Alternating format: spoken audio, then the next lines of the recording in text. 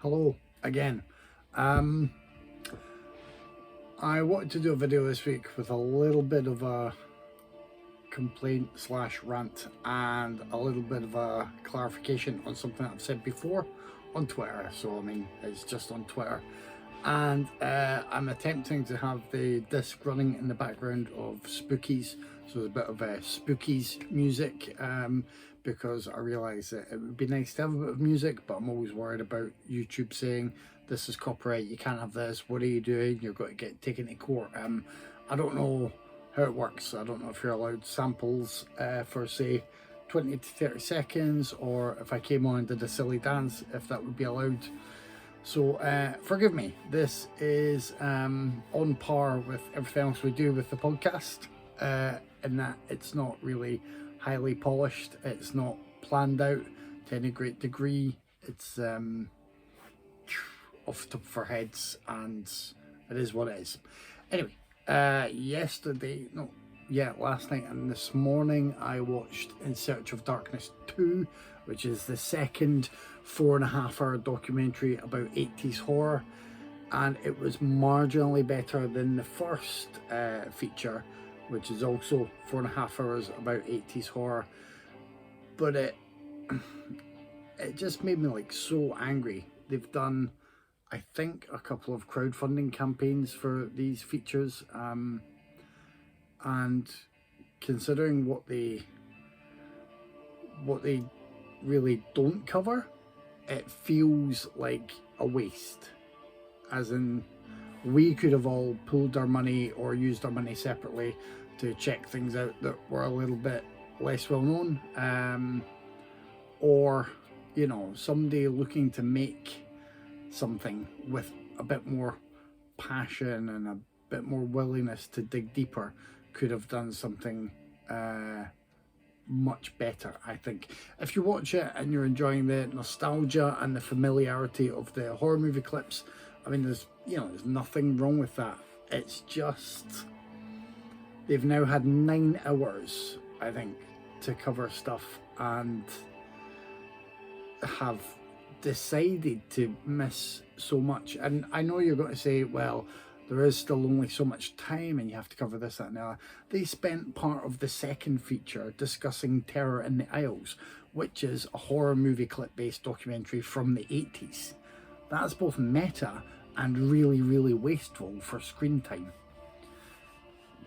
I don't get it. I don't get the appeal of those things, and I would warn people away from them, because I think horror fans should expect better, want better. Horror Noir is out there. It's a fantastic documentary. I believe Shudder expanded it into a series. You got the great, his name was Jason and Never Sleep Again, about the Friday 13th and Elm Street franchises respectively. You've got some good stuff that are bonus features on discs. There's a lot out there. These In Search of Darkness documentaries, they are what they are, but personally I'm massively disappointed with them, and would hope that horror fans who kind of grew up through the 80s and know a lot of the titles mentioned would enjoy spending their time elsewhere, I guess.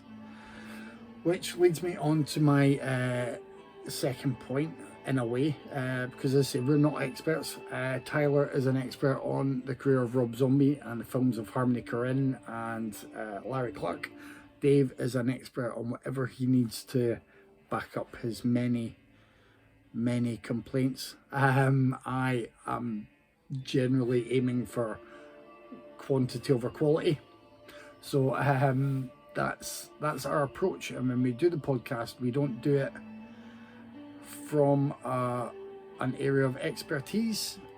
It's not that we want to shout our ignorance out to the world, it's just that we want to approach the movies as actual film fans, and if we have some extra information we can relay, that's great. But we generally want to talk about the films as people who watch films, for the most part. That's what we do. a while ago I had said something about people who shouldn't kind of give themselves a position of authority, say on subgenres, if they haven't seen some big titles. And I think some people thought I was trying to gatekeep or dictate like who should have seen what or what films you should see. That's not the case. As I've said before, you can't see every film. You can't always like own every film. You can decide what you love and how you show what you love and how you consume your media. That's a very different thing. If we had done a podcast which we said, for example, was a journey through the history of gangster cinema over the years, because that's our love, I would expect at least a half or 2/3 of us to have seen The Godfather, Goodfellas, either Scarface movie, some James Cagney films, that sort of thing. If someone set up this, which is a completely hypothetical podcast, and were speaking from a position that they claimed was an insightful, knowledgeable one, and they hadn't seen those titles, I would expect it, to be fair, to question, well, why have they put themselves forward as,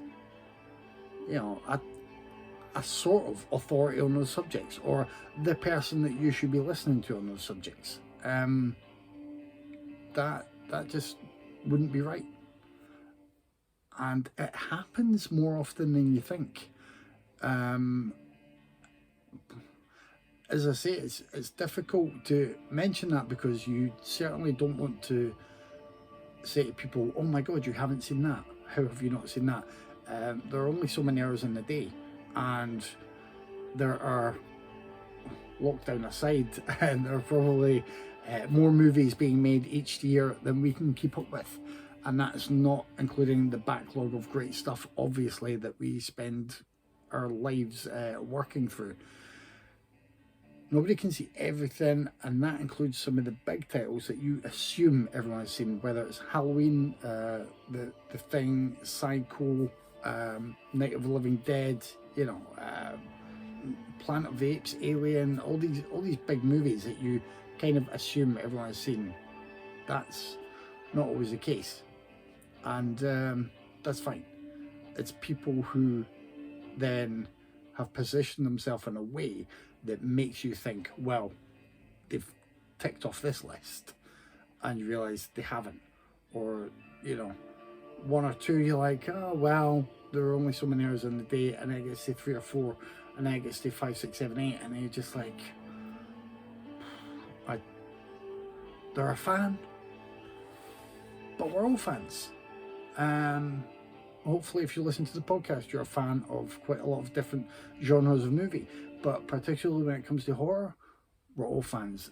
There are lots of knowledgeable horror fans out there, lots of people helping with the disc releases, lots of people who've written some great articles and books, and lots of people who are just supporting media in different ways, or supporting maybe 1 or 2 films that they've loved for years, being fans.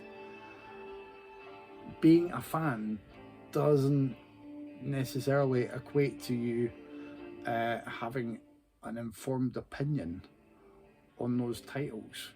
And if you've sold yourself or marketed yourself in a way that would make that appear to be the case, I think it's right if people pick others up on that and question, why they're marketing themselves a certain way when it's a sidestep from the reality.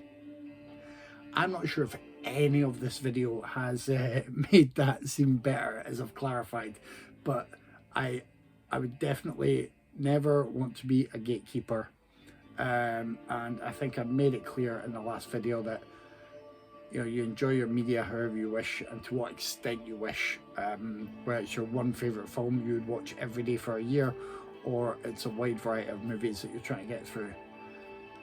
It's just that with that, I think it's worth remembering you can pick and choose who you listen to, whose opinion you value, and I think with everything out there, 1,000,001 podcasts, so many blogs, so many YouTube channels with stuff, I think it's not just like a privilege, it's what you should expect from people that you give your time to. They should have an idea of what it's all about, or they shouldn't misrepresent themselves, and then you can find all the right connections that you want through the World Wide Web and hopefully enjoy them. And this all came from me getting a bit annoyed at that In Search of Darkness and In Search of Darkness Part 2. So there you go. I hope the Spookies music isn't too loud by the time I check this video, and who knows what thoughts will come into my mind for next week.